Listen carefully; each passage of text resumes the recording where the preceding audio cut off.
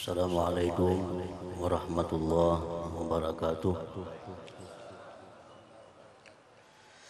Alhamdulillah, alhamdulillahilladzi jama'ana fi hadzal makan. Ashhadu an la ilaha illallah wahdahu la syarikalah, al-hannanul mannan. Wa ashhadu anna sayyidana Muhammadan abduhu wa rasuluhu khairul insan. Allahumma salli wa sallim wa barik ala sayyidina maulana Muhammadin sayyidi waladi Adnan wa ala alihi wa sahbihi wa zurriyatihi wa atba'ihi ila akhir zaman, amma ba'd. Yang kita hormati dan kita cintai para habaib dan para alim ulama, bapak-bapak, ibu-ibu, saudara-saudari sekalian yang dimuliakan Allah. Pertama-tama kita panjatkan puji syukur yang setinggi-tingginya kehadirat Allah Subhanahu wa ta'ala, yang mana dengan taufik dan hidayah serta inayahnya kita pada saat ini dapat berkumpul, dapat bertemu di tempat Haji Najimuddin ini.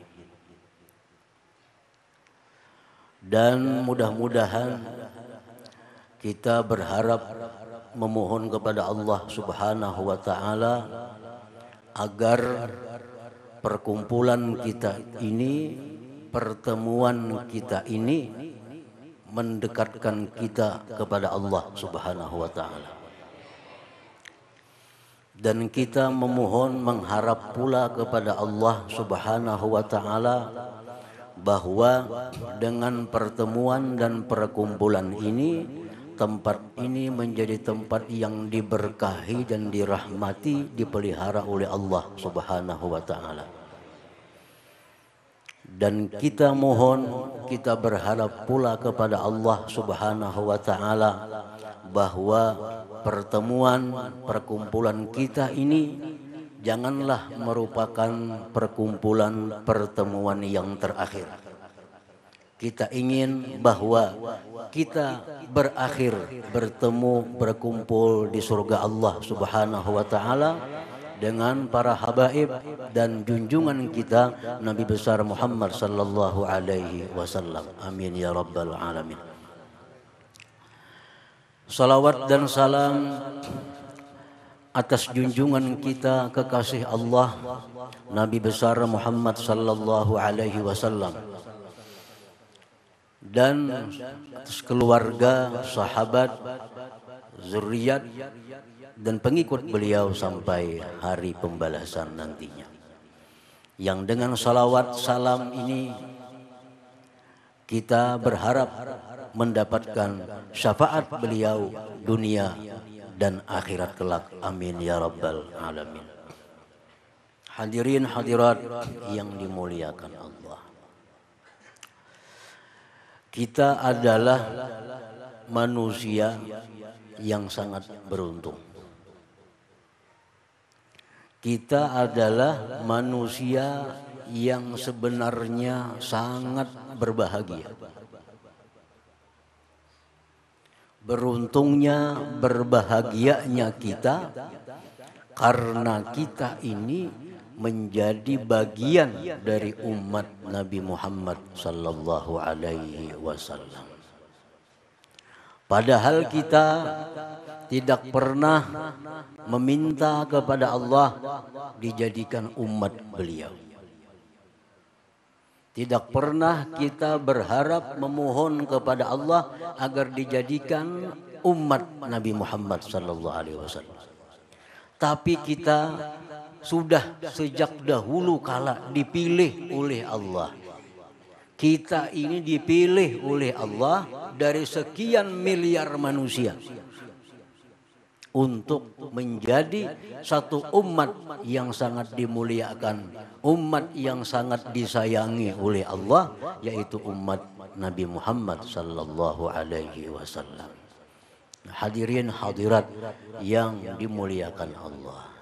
Ini adalah satu di antara sekian nikmatul uzma, nikmat besar yang diberikan Allah kepada kita. Apa keuntungannya menjadi umat beliau? Apa keistimewaannya menjadi umat Nabi Muhammad sallallahu alaihi wasallam? Kelebihan, keuntungan menjadi umat Nabi Muhammad sallallahu alaihi wasallam la tuhsa, kada bisa dihitung. Sangat banyak kelebihannya kita menjadi umat ini. Salah satunya adalah bahwa hanya Nabi kita, hanya Nabi besar Muhammad sallallahu alaihi wasallam yang pertama yang mendapatkan izin untuk memberikan syafaat kepada seluruh manusia di hari kiamat nantinya. Ini salah satunya. Nabi-nabi yang lain pada lari. Nabi-nabi yang lain pada menjauh dari umatnya karena tidak sanggup memberi syafaat, karena tidak sanggup menolong umatnya. Hanya Nabi kita, hanya Nabi kita, satu-satunya Nabi yang mampu, yang bisa memberikan syafaat, pertolongan kepada kita, di mana kita sangat memerlukan, membutuhkan pertolongan itu. Nah, ini salah satu kelebihan yang diberikan Allah kepada kita dan kepada junjungan kita Rasulullah sallallahu alaihi wasallam. Hadirin hadirat yang dimuliakan Allah, macam-macam syafaat yang diberikan Allah kepada Nabi kita. Yang pertama di antaranya, yang pertama adalah li ta'jilil hisab, untuk menyegerakan hisab. Di padang mahsyar itu kumpulan miliar-miliar manusia sejak Adam sampai hari kiamat. Beribu-ribu tahun kita tinggal di padang mahsyar tanpa ada kejelasan kemana kita. Ke surga atau ke neraka, tidak ada kejelasan. Karena Allah belum menentukan kapan terjadinya persidangan agung pada hari itu. Padahal di waktu itu sangat huru-hara, sangat menakutkan. Nah, sekian ribu tahun dalam kebingungan itu, Nabi kita memberikan syafaat agar dipercepat, diprosesnya manusia ini untuk ditentukan nasib mereka ke surga atau ke neraka. Dan awal-awal yang dihisap oleh Allah, awal-awal yang diproses oleh Allah bukan umat Nabi Adam, tapi umat Nabi Muhammad sallallahu alaihi wasallam. Nah, ini keuntungan besar bagi kita. Makanya disebut umat Nabi ini al-awwalina wal akhirin.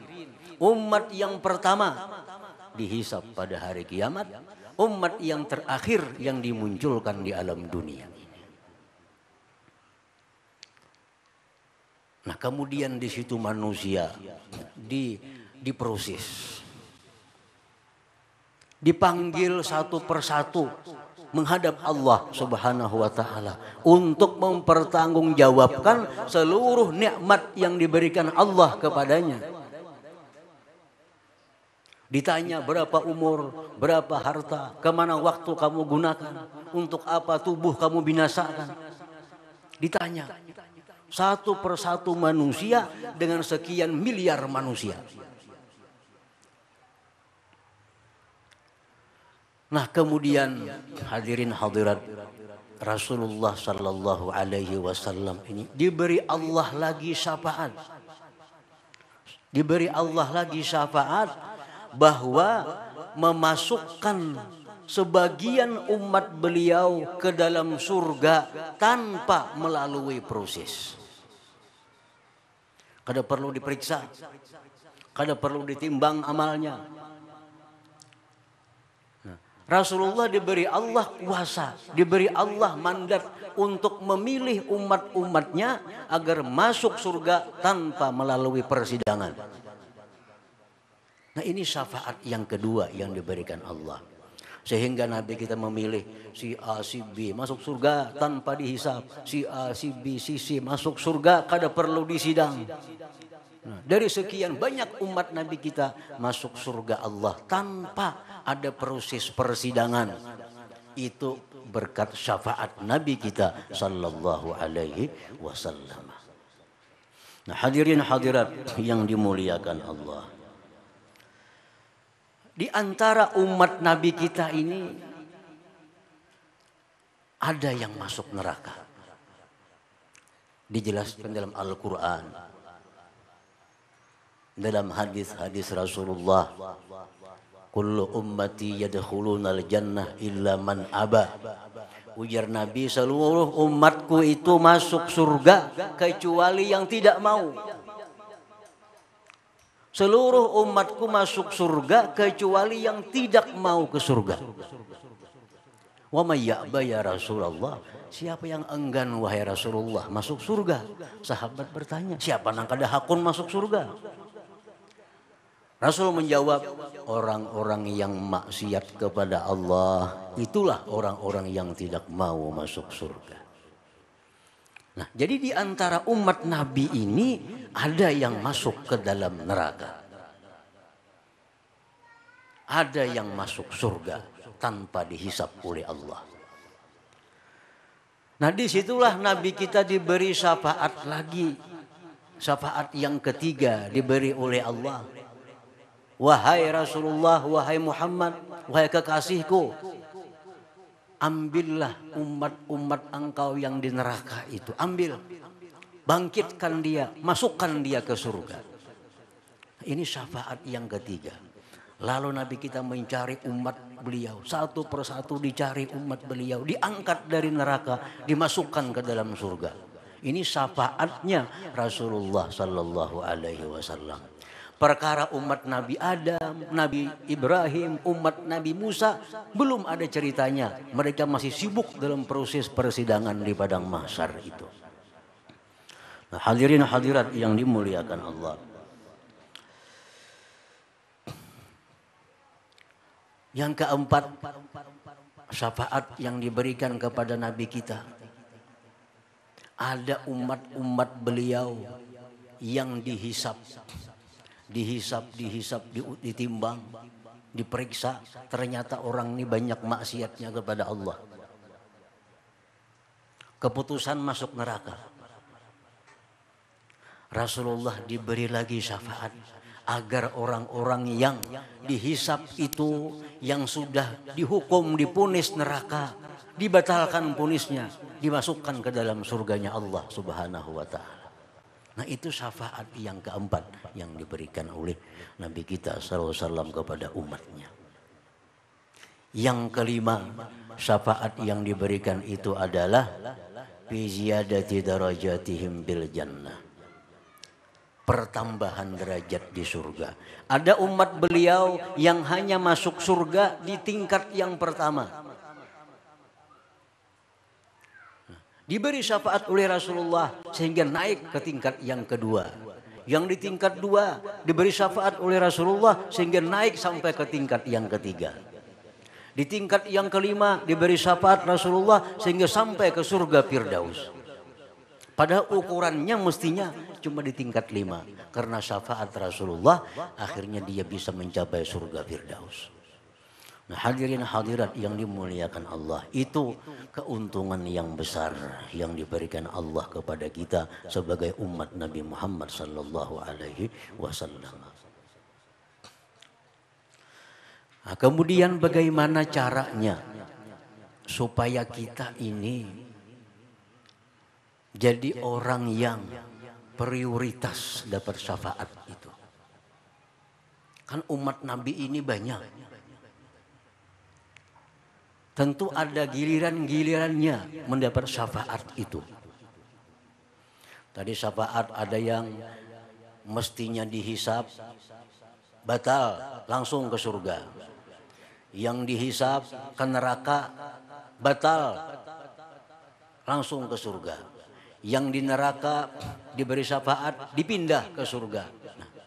Nah, bagaimana caranya agar kita ini bisa mendapatkan syafaat-syafaat itu?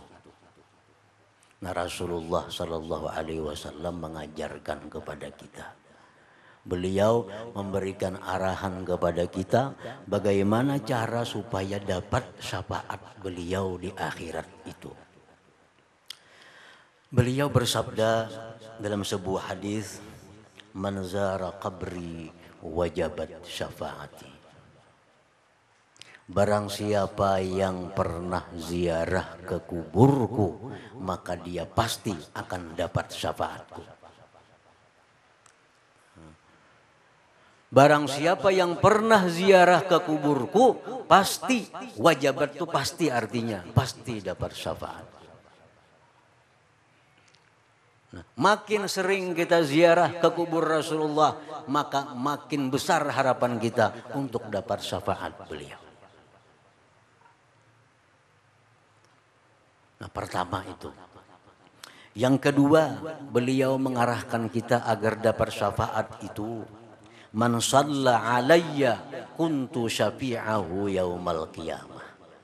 Barang siapa yang bersalawat kepadaku, aku beri syafaat dia di akhirat. Barang siapa yang bersalawat kepadaku, aku beri syafaat di akhirat.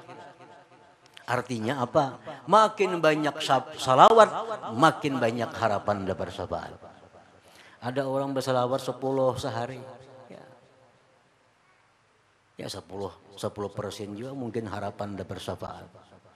Ada orang yang salawatnya 1000 sehari, makin besar harapannya dapat syafaat. Ada orang yang salawatnya 10.000 sehari, makin besar lagi harapannya dapat syafaat. Pokoknya orang yang paling banyak salawat itu orang yang paling dekat kedudukan dengan Rasulullah Sallallahu Alaihi Wasallam. Nah, hadirin hadirat yang dimuliakan Allah. Yang ketiga, Rasulullah bersabda, "Man sana'a ila ahadin min ahli baiti yadan kafa'tuhu biha kafa'tuhu 'alaiha yaumal qiyamah." Ujar Nabi, siapa yang di dalam dunia berbuat satu kebaikan kepada keluargaku, kepada anak cucuku, berbuat satu kebaikan kepada mereka, kafa'tuhu 'alaiha, aku akan balas dia yaumal qiyamah, pada hari kiamat. Nah, ini cara-cara kita bagaimana agar kita dapat syafaat Rasulullah Sallallahu Alaihi Wasallam. Karena kalau kita di akhirat kelak tidak dapat syafaat beliau, maka syafaat yang lain pun tidak akan bisa kita harapkan.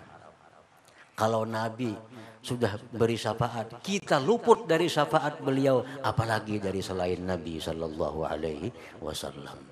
Nah, hadirin hadirat yang dimuliakan Allah, mudah-mudahan Allah Subhanahu wa taala menjadikan kita semua sebagai orang yang ahli salawat, sebagai orang yang ahli cinta kepada keluarga Rasul Sallallahu Alaihi Wasallam, dan orang yang dapat syafaat beliau di hari kiamat nantinya. Amin ya rabbal alamin. Wabillahi taufiq wal hidayah wan nasr wal inayah. Assalamualaikum warahmatullahi wabarakatuh. Alhamdulillah. Alhamdulillahilladzi ja'ala awliya'ahu an la khawfun 'alaihim wa la hum yahzanun. Asyhadu an la ilaha illallah wahdahu la syarika lah. Alladzi idza arada syai'an qala lahu kun fayakun. Wa asyhadu anna sayyidana Muhammadan 'abduhu wa rasuluhu sirruhul makhzun. Allahumma salli wa sallim وبارك على سيدنا مولانا محمد الجوهر المكنون وعلى آله وصحبه wa dzurriyyatihi wa atba'ihi ila yaumin la yanfa'u fihi malun wala banun, amma ba'd. Yang kita hormati, kita cintai dan kita muliakan para habaib dan para alim ulama. Yang kita hormati Bapak Wakil Bupati dan Sekretaris Daerah Tanah Bumbu yang malam ini ada di antara kita. Hadirin hadirat sekalian yang dimuliakan Allah. Alhamdulillah, puji syukur yang tak terhingga kita haturkan kehadirat Allah Subhanahu wa taala.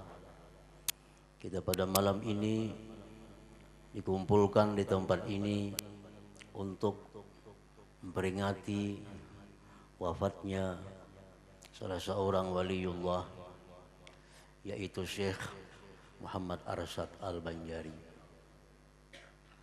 Dan insya Allah apa yang kita laksanakan ini akan menjadi suatu nilai kebaikan, mendatangkan berkah dan rahmat kepada kita semua dan zuriat kita semua. Amin ya rabbal alamin. Salawat dan salam atas junjungan kita Nabi besar Muhammad sallallahu alaihi wasallam serta keluarga, sahabat, zuriat dan pengikut beliau sampai hari akhir nantinya. Hadirin hadirat yang dimuliakan Allah. Imam Mu'adz bin Jabal, salah seorang sahabat Rasulullah sallallahu alaihi wasallam, berkata,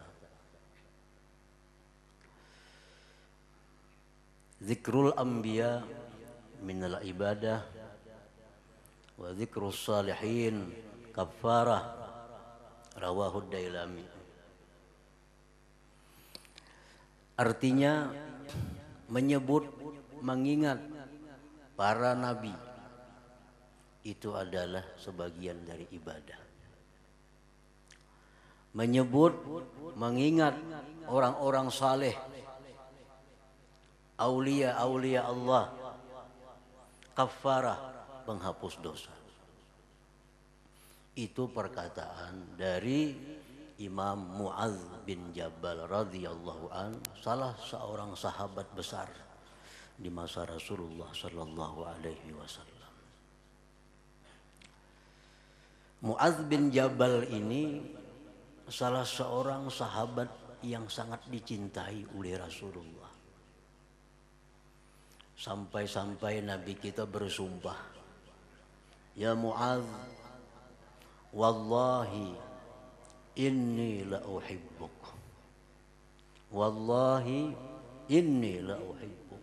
Wahai Mu'adz, wahai Mu'adz, demi Allah, sungguh aku cinta kepada engkau. Ini merupakan suatu kedudukan yang sangat tinggi yang diberikan Rasulullah kepada Sayyidina Mu'adz bin Jabal. Dan lagi Rasulullah sallallahu alaihi wasallam bersabda, "A'lamuhum bil halal wal haram Mu'adz bin Jabal." Sahabatku yang paling alim dengan urusan halal dan haram itu Mu'adz bin Jabal. Kalau urusan ini hukumnya halalkah, kadakah, gunakan lawan Mu'adz. Itu orang yang paling alim urusan itu.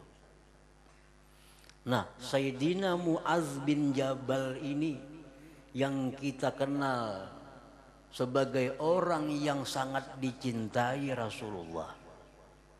Dalam beberapa hadis yang sahih dijelaskan, sebagai orang yang disanjung oleh Nabi, orang yang paling alim dalam urusan halal haram.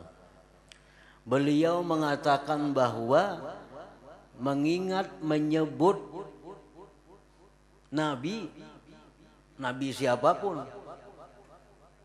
dari Nabi-Nabiullah itu adalah ibadah.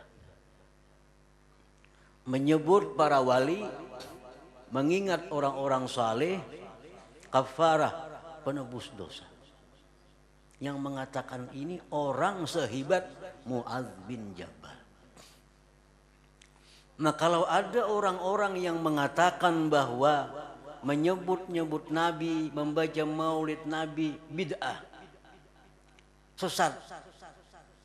Membaca manakib para ulama, orang saleh bid'ah, sesat. Ini orang lebih hebat dari Mu'adz bin Jabal. Lebih mantap dari Mu'adz bin Jabal. Orang ini yang mengatakan ini orang yang tidak dikenal oleh Rasulullah Sallallahu Alaihi Wasallam, jauh dicintai Nabi, dikenal Nabi pun tidak.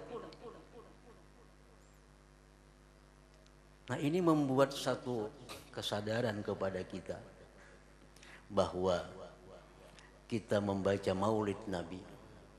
Maulid Nabi itu dalamnya adalah menceritakan tentang lahir Nabi, perjalanan hidup beliau, dakwah beliau, mukjizat beliau.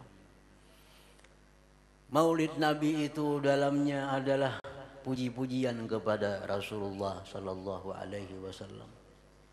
Maulid Nabi itu dalamnya adalah salawat kepada Nabi Sallallahu Alaihi Wasallam. Nah, ini jelas bahwa kita membaca maulid itu akan mendatangkan banyak manfaat kepada kita, akan mendatangkan banyak kebaikan kepada kita, akan menerangi hati kita, akan menambah gairah taat ibadah kita kepada Allah, dan menambah kecintaan kita kepada Rasulullah Sallallahu Alaihi Wasallam. Hadirin hadirat yang dimuliakan Allah, ibadah apapun bentuknya, baik salawat, baik zikir, baik sembahyang, puasa, apapun jenis ibadah itu akan membuahkan sedikitnya 5 perkara. Kita mengucap kalimat la ilaha illallah sekali, itu ibadah. Itu akan membuahkan 5 manfaat kepada kita, sekurang-kurangnya 5 manfaat. Yang pertama, mahabbatullah, kecintaan Allah.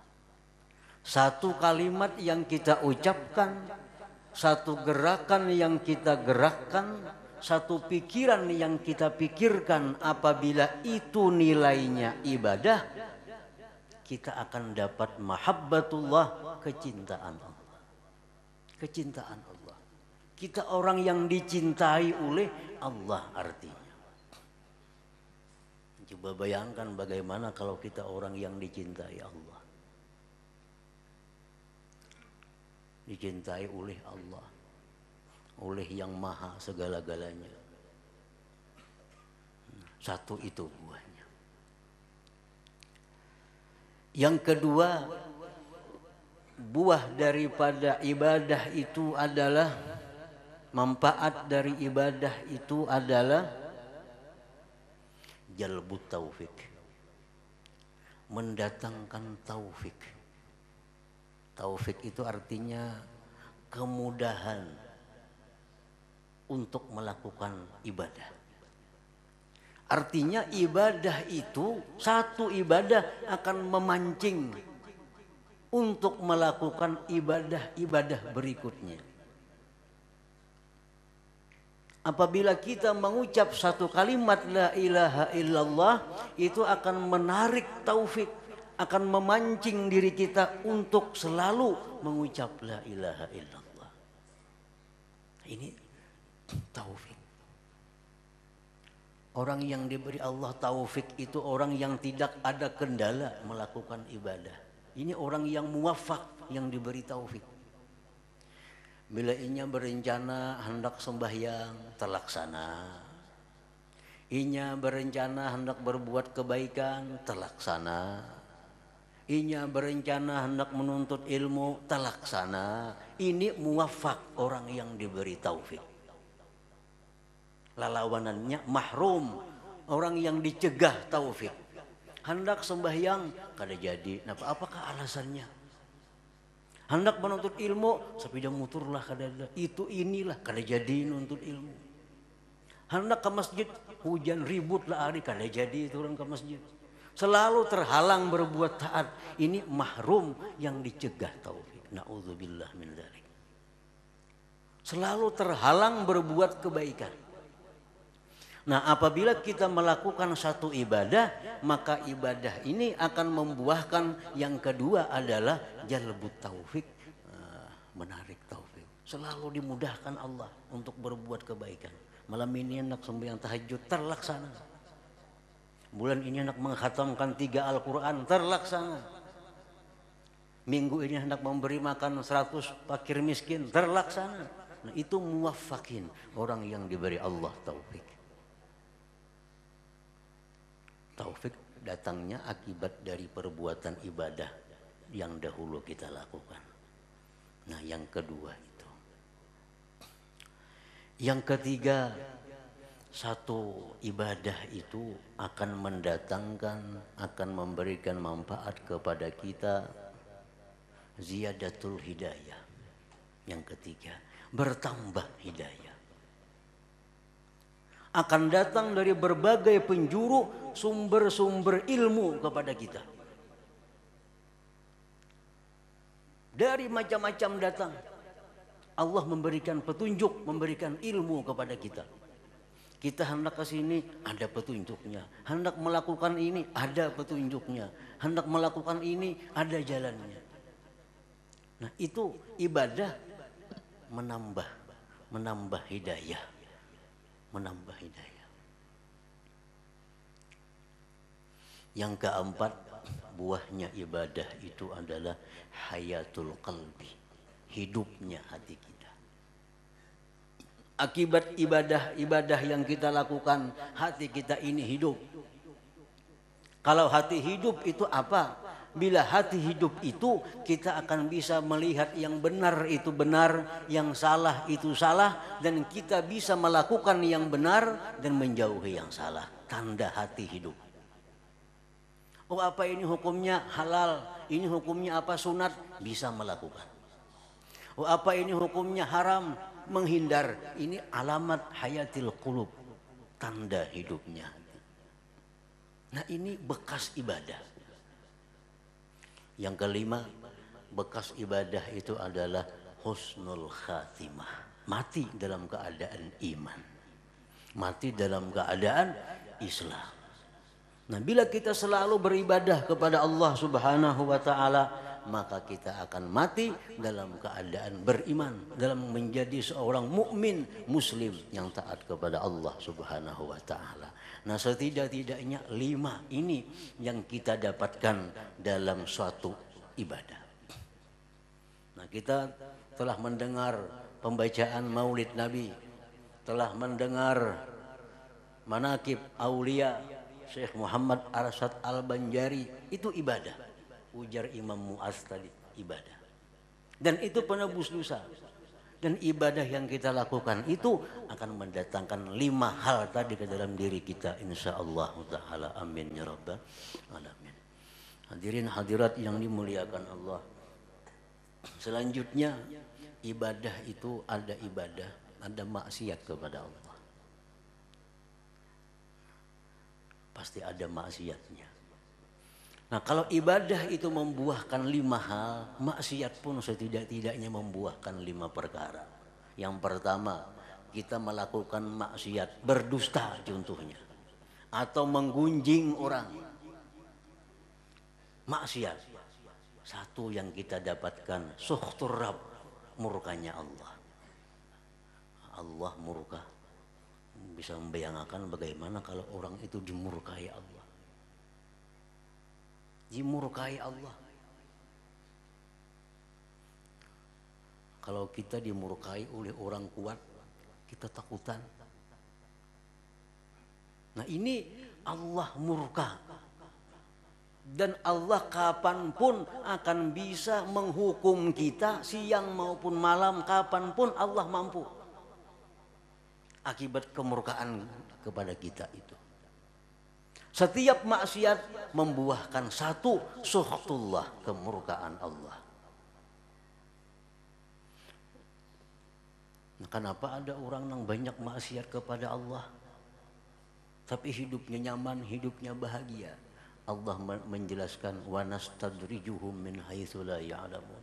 Itu ujar Tuhan, kami lanjurkan mereka untuk satu saat akan kami tarik mereka itu. Ada orang ahli maksiat tapi kaya. Orang yang suka maksiat tenang, sihat. Jangan bangga dengan itu. Itu istidraj dari Allah yang pasti satu saat akan ditarik oleh Allah Subhanahu wa taala dengan cara yang keras. Itu Al-Qur'an menyatakan demikian. Wa nastadrijuhum min haitsu la ya'lamun. Nah, pertama itu. Yang kedua, orang yang melakukan maksiat itu hirmanut taufik. Dia ditegah taufik tadi. Ditegah taufik.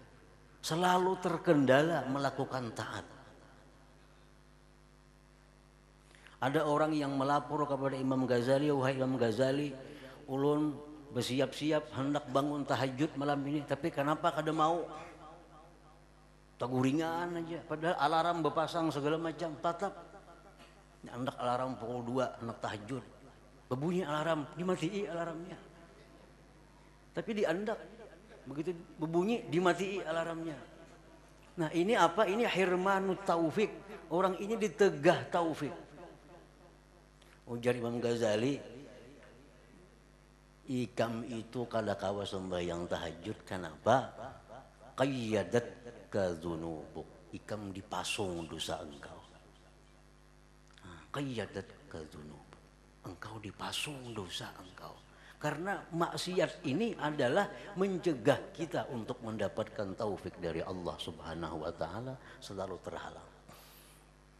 Yang ketiga, perbuatan maksiat itu hirmanul hidayah, akhirnya mencegah datangnya hidayah.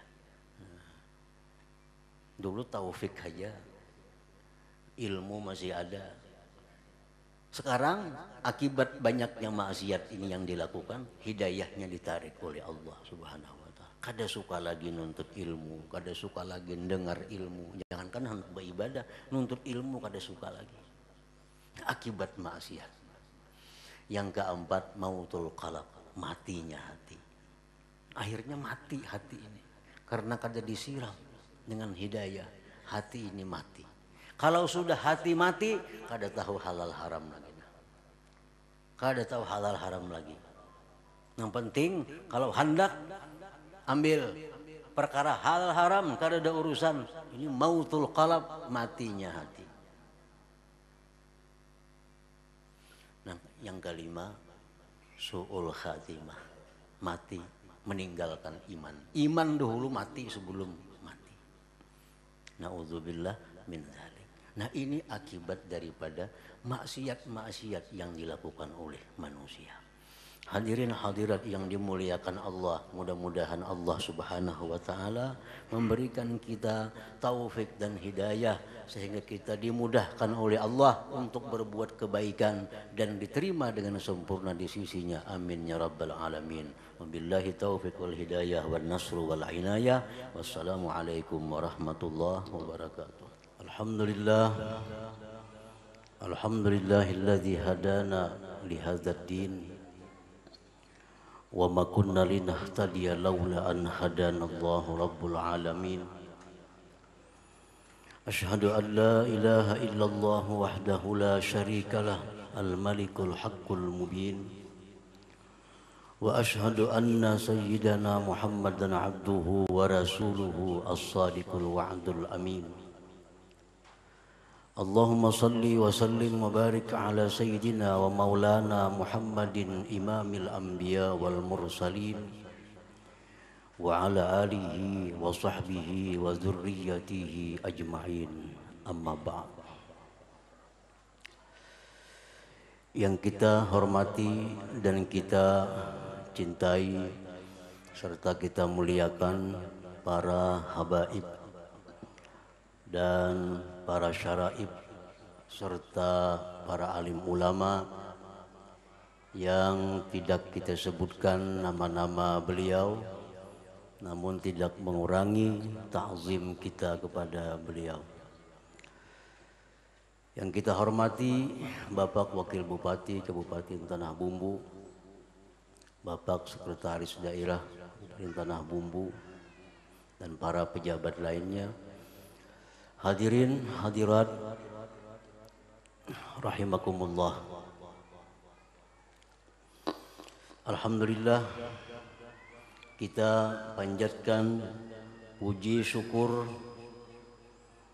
kehadirat Allah Subhanahu wa taala, yang mana pada saat ini kita dapat berkumpul, dapat bertemu di tempat ini dalam rangka haul atau memperingati wafatnya para habaib Al-Habib Ahmad, Al-Habib Mustafa, Al-Habib Taha, Al-Habib Hamid, Abna'il Habib Asy-Syarif Ali bin Abdurrahman Al-Idrus, dan Al-Habib Salih bin Abdul Murad Al-Idrus, yang mana kita berharap, kita memohon kepada Allah Subhanahu wa taala agar apa yang kita lakukan ini dapat mendatangkan rahmah dan meninggikan derajat beliau-beliau tersebut di surganya Allah Subhanahu wa taala, dan kita yang hadir ini pula dapat berkah daripada Allah Subhanahu wa taala dengan menghadiri acara haulan ini. Amin ya rabbal alamin. Salawat dan salam atas junjungan kita Nabi besar Muhammad sallallahu alaihi wasallam dan keluarga, sahabat, zuriat dan pengikut beliau min yaumina hadza, dari hari sekarang ini ila yaumil qiyamah, sampai hari kiamat. Hadirin hadirat yang dimuliakan Allah, Rasulullah sallallahu alaihi wasallam bersabda dalam sebuah hadis yang sahih, ajaban li amril mu'min, inna amrahu kullahu khair walaysa kadzalik illa limu'min, in asabathu sarra syakara fadzalika fakana khairan lah, wa in asabathu dharra sabara fakana khairan lah. Artinya, orang yang beriman itu keadaannya selalu menakjubkan. Orang yang beriman itu keadaannya selalu disukai, dicintai oleh Allah Subhanahu wa taala. Seluruh perkara orang yang beriman itu adalah khair, kebaikan. Seluruh keadaan orang yang beriman itu adalah kebaikan. Apabila datang kepadanya sesuatu nikmat, datang kepadanya sesuatu yang menyenangkan, syakara, dia bersyukur. Dan syukur itu adalah kebaikan baginya. Wa idza asabathu dharra, apabila datang kepada orang beriman itu kesusahan, datang kepada orang beriman itu sesuatu yang tidak menyenangkan, sabara, dia sabar. Apakah dzalika khairan lah, dan sabar itu adalah kebaikan bagi dia. Hadirin hadirat yang dimuliakan Allah, artinya bahwa orang yang beriman itu tidak lepas dari dua perkara ini. Syukur kepada Allah atas segala nikmat yang diberikan, dan sabar atas segala musibah yang diberikan.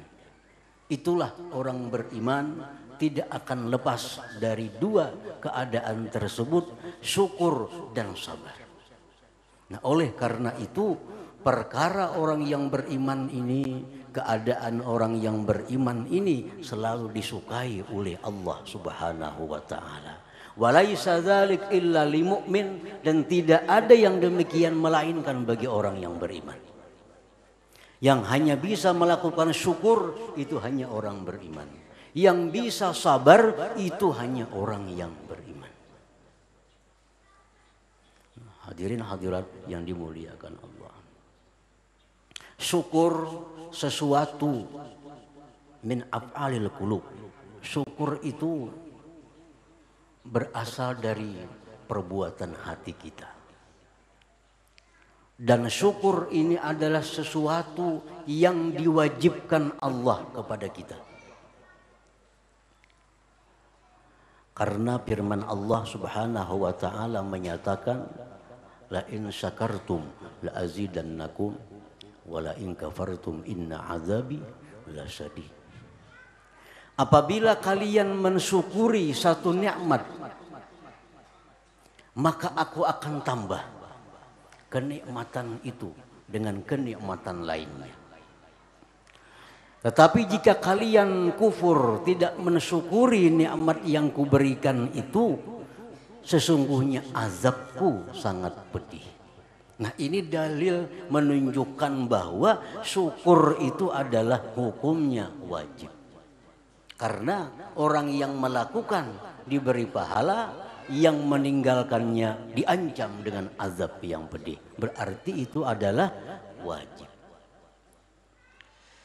Hadirin hadirat yang dimuliakan Allah. Syukur banyak disebut dalam Al-Quran.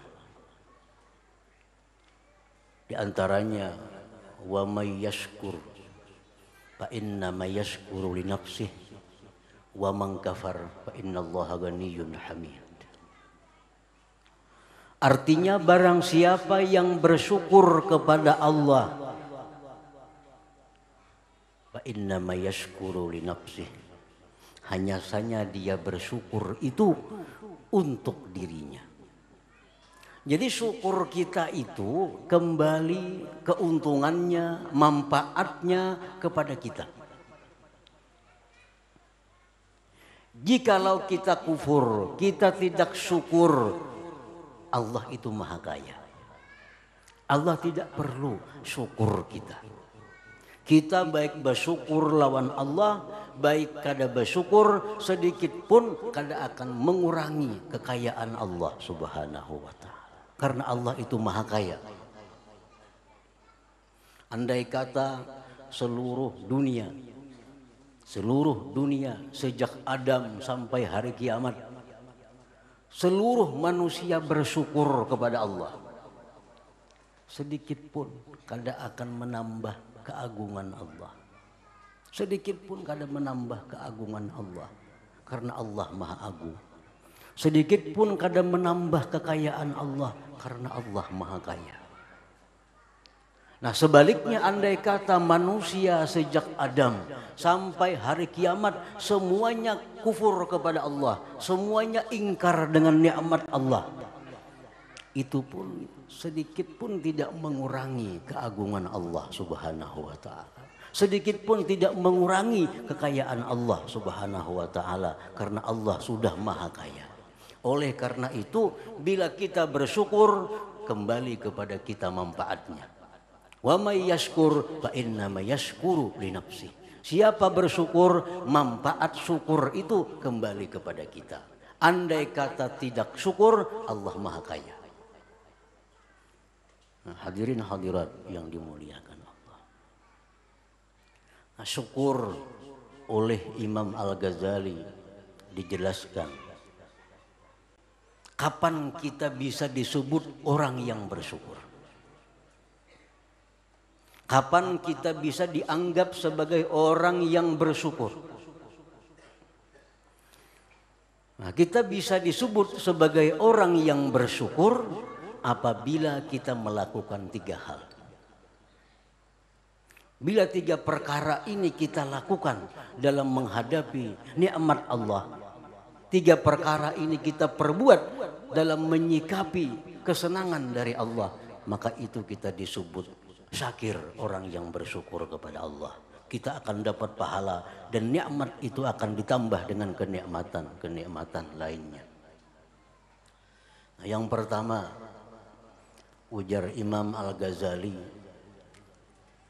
orang yang disebut bersyukur itu adalah orang yang di dalam hatinya mengakui bahwa nikmat itu dari Allah. Orang yang mengakui bahwa nikmat itu minallah, dari Allah. Misal kita dapat rezeki, kita dapat kesenangan lainnya baik berupa materi atau yang bukan materi, dapat hal-hal yang menyenangkan kita. Kita mesti meyakini bahwa itu dari Allah. Itu dari Allah. Yang kedua,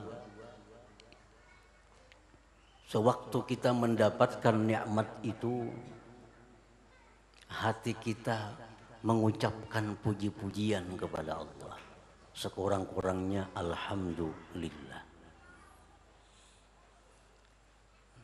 Yang ketiga, nikmat yang diberikan Allah itu kita gunakan di jalan yang diridhai oleh Allah Subhanahu wa ta'ala.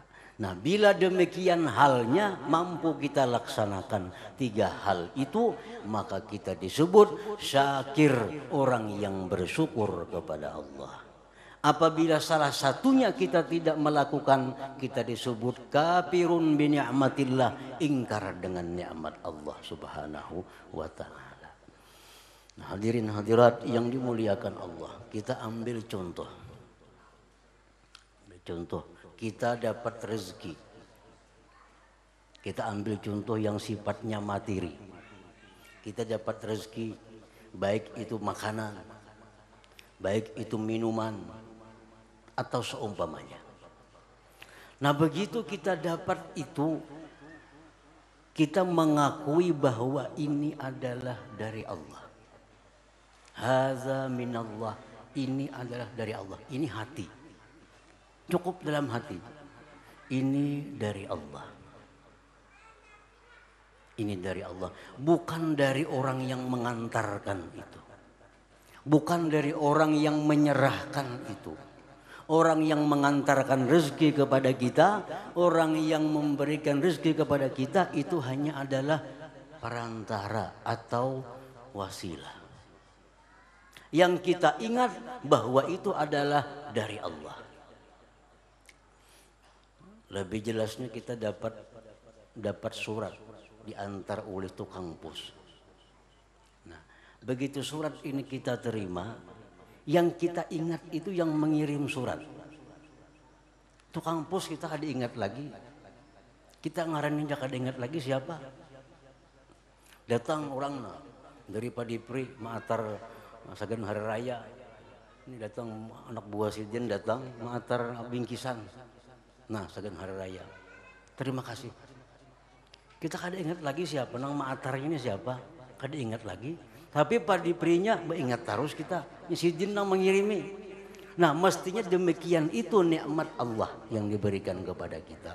Perkara orang yang mengantarkan itu adalah hanya wasilah. Yang selalu kita ingat, yang selalu kita puji, yang selalu kita cintai adalah yang memberi, yaitu Allah Subhanahu wa ta'ala. Nah, itu pertamanya. Mengakui bahwa ini adalah dari Allah Subhanahu wa ta'ala. Nah, kemudian dari situlah lalu timbul pujian kepada Allah. Alhamdulillah. Alhamdulillah. Makan sudah kenyang. Alhamdulillah. Nah, dari kenyang itu timbul kita kekuatan. Dari kenyang timbul ada tenaga. Nah, tenaga ini gunakanlah di jalan yang diridai Allah. Gunakan tenaga ini untuk beribadah kepada Allah. Gunakan tenaga untuk mencari rezeki yang halal. Gunakan tenaga untuk menuntut ilmu. Gunakan tenaga untuk membantu sesama. Gunakan tenaga untuk hal-hal kebaikan. Bila demikian halnya, maka kita sudah termasuk syakir, orang yang bersyukur kepada Allah Subhanahu wa ta'ala. Allah Subhanahu wa ta'ala berfirman, wa qalilun min ibadiyas syakur. Sedikit sekali hambaku itu yang bersyukur, kata. Sedikit sekali hambaku yang bersyukur. Kita kada ingat lawan yang mengirimi, nang kita sanjung, kita puja, nang mengatar ini, nang mengirimi kita kada ingat lagi. Nah, kemudian nikmat ini kita gunakan untuk hal-hal yang sifatnya adalah tidak ada manfaatnya. Nah, nikmat yang diberikan Allah kita gunakan untuk hal yang hura-hura, jauh daripada nilai ibadah. Nah, maka itu Allah berfirman, wa qalilum min ibadiyas syakur. Sedikit sekali hambaku itu yang bersyukur, kata Allah. Nah, hadirin hadirat yang dimuliakan Allah. Orang yang beriman itu idza asabathu sarra syakara. Bila mana datang kepadanya kesenangan, datang kepadanya kenikmatan, syakara, dia bersyukur. Fakana dzalika khairan lah, dan itu adalah kebaikan baginya. Wa idza asabathu dharra sabara. Nah, bila datang kepadanya perkara-perkara yang membebaninya, perkara-perkara yang jadi beban kepadanya, sabara, dia sabar. Nah, fakana dzalika khairan lah, dan sabar itu satu kebaikan baginya. Para ulama kita salafun as-salihun mengatakan bahwa sabar itu adalah kemampuan menahan diri. Sabar itu kemampuan menahan diri agar tidak keluar daripada jalan yang diridhai Allah. Sabar. Pertama, sabar ini sabar alat taat. Sabar dalam taat kepada Allah. Contohnya apa? Puasa. Orang yang puasa itu hanya orang-orang yang sabar. Dia sabar, mampu mengendalikan dirinya, menahan makan, minum, dan berhubungan, semata-mata menjalankan perintah Allah. Ini sabar alat taat. Kita berwudu dalam keadaan hari yang sangat dingin, air yang sangat dingin, kita sabar, laksanakan berwudu. Itu disebut sabrun ala taat, sabar atas taat. Yang kedua, wasabrun anil ma'asi, sabar daripada maksiat. Nah, ini yang paling besar pahalanya. Sabar atas maksiat. Dia sanggup, mampu mengendalikan dirinya sehingga meninggalkan maksiat kepada Allah Subhanahu wa ta'ala. Di dalam sebuah hadis disebutkan, di padang mahsyar yang tidak ada naungan selain naungan Allah, salah satu manusia yang bisa masuk naungan Allah itu orang yang sabar menghadapi maksiat. Di situ dicontohkan bahwa seorang laki-laki diajak, dibawai, dibujuk, dirayu oleh seorang perempuan untuk melakukan zina. Perempuan ini cantik, perempuan ini orang punya keturunan terhormat, dan perempuan ini kaya. Dulu perempuan ini pernah dilamarnya, menolak lamarannya. Satu hari perempuan ini timbul, mengajak dia membawa berzina. Lalu si laki-laki tadi berkata, inni akhafullah, aku takut kepada Allah. Aku takut kepada Allah. Padahal binin dulu dibawai kada mau. Dilamar kada terimanya. Sekarang ini perempuan yang mengajaknya. Dijawabnya, inni akhafullah, aku takut kepada Allah. Ini contoh orang yang sabar terhadap maksiat. Nah, ini orang mendapat naungan khusus di hari mahsyar nanti dalam naungan Allah Subhanahu wa taala. Ada keuntungan, ada rezeki, ada faidah yang banyak, tapi ini dilarang oleh Allah.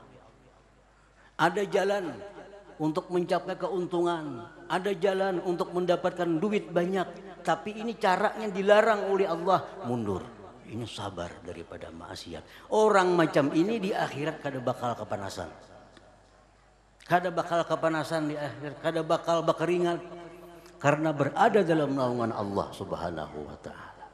Nah, ini sabar daripada maksiat. Yang ketiga adalah sabrun alam tihanillah. Dia sabar menghadapi ujian dari Allah Subhanahu wa taala, seperti sakit tubuhnya, sakit jasmaninya. Itu contoh cobaan Allah. Dia sabar. Kalaupun dia berubat dengan cara yang dibenarkan oleh Allah Subhanahu wa taala. Nah, apabila kita mampu menjaga diri kita tidak keluar dari dua perkara, dapat nikmat syukur, dapat yang ini sabar, maka kita jadilah orang mukmin yang menakjubkan Allah Subhanahu wa taala. Jadilah kita orang mukmin yang sangat disenangi oleh Allah Subhanahu wa taala. Nah, hadirin hadirat yang dimuliakan Allah, dengan demikian kita hendaknya berusaha, kita hendaknya belajar, kita hendaknya berdoa agar menjadi seorang mukmin, orang yang beriman, yang dikagumi oleh Allah, yang dicintai oleh Allah Subhanahu wa taala. Dan mudah-mudahan Allah memberikan taufik hidayah untuk itu, amin ya rabbal alamin. Demikianlah yang dapat disampaikan dalam kesempatan ini. Wallahul hadi ila siratil mustaqim. Wassalamualaikum warahmatullahi wabarakatuh.